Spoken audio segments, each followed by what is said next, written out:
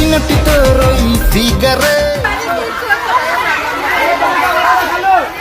এই অবহেলার কারণে তো আজকে আমার সব শেষ হয়ে গেছে। আজকে সকালবেলা বলে বলছে যে কি রে এভাবে ইয়ে করতেছিস, আগুন লাগবে। মেয়েটা মানে টিকটকের প্রতি লোভ বেশি, ওরা কাজ করে করে যাইয়া যেখানে সেখানে টিকটক করে। ওই যে এই অবহেলার কারণে তো আজকে আমার সব শেষ হয়ে গেছে।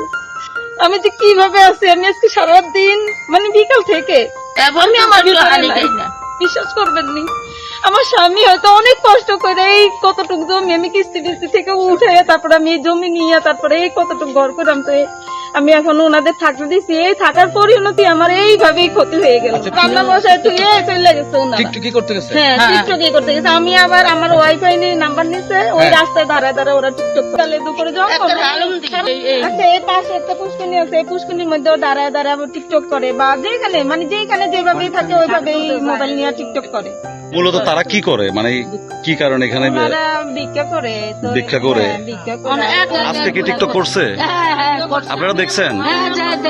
টিকটক করস কি জানি চুলার মধ্যে আগুন ধরাই দিই। আচ্ছা, এই এটা কইয়া ইয়া আপনি নিষেধ করছিলেন না?